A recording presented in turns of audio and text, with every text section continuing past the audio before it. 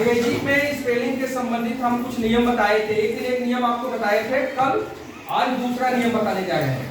यदि आपको अंग्रेजी शुद्ध लिखना है, सही लिखना है या सही बोलना है तो आपको ये नियम जानना जरूरी है। ठीक है, आसानी मिलेगी। स्पेलिंग का दूसरा नियम है, यदि किसी शब्द के अंत में डबल एल है, किसी शब्द के अंत में डबल एल है और उसमें कोई शब्द जोड़ा जाए तो एक एल कम हो जाता है। ये नियम है। जैसे देखो ALL और MOST मोस्ट, तो जब दोनों को एक साथ जोड़ेंगे तो एक एल और का एल एक जो है हटा देंगे। जैसे ALMOST और मोस्ट। इसी तरह से दूसरा एग्जांपल वेलकम, तो वेल में डबल एल होता है, WELL वेल, COME कम, तो जो एक साथ जोड़ेंगे तो एक एल इसका कम कर देंगे, WELCOME वेलकम। तीसरा इसका एग्जांपल है SKILL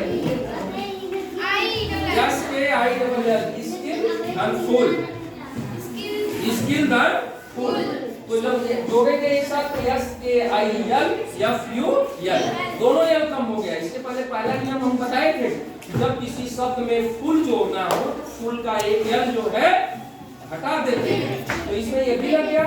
और ऑल यहाँ लिखा हुआ स्किल, स्किल में भी एक एल जोड़ा हटा देंगे तो हो जाएगा SKILL स्किल फुल। समझ में आया? तो ये नियम याद रखिए, स्पेलिंग का नियम। यदि किसी शब्द के अंत में डबल एल आता है और उसमें कोई नया शब्द जोड़ना है तो उसका एक एल जो है कम कर देते हैं। जैसे ऑलमोस्ट, वेलकम, स्किलफुल। ऐसे ही आप अपनी किताब में से, इंग्लिश की बुक में से ऐसे शब्द छांटिएगा। जो कौन बात कर रहा है? ऐसे ही अपनी किताब में से ऐसे शब्द छांटिएगा जो आपको लिखे कि जहाँ पे एल लगा हुआ हो, डबल एल हो। आपको बुक में इस तरह से मिलेगा, बुक में ऐसे मिलेगा, आपको इस तरह का उसका बनाना है।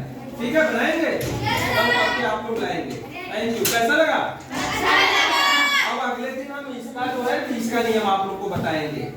कुल हमें 10-15 नियम इंग्लिश का है, चले तो वो भी सारा नियम आपको बताएंगे और आपको इंग्लिश की स्पेलिंग जो है आपकी सही हो जाएगी।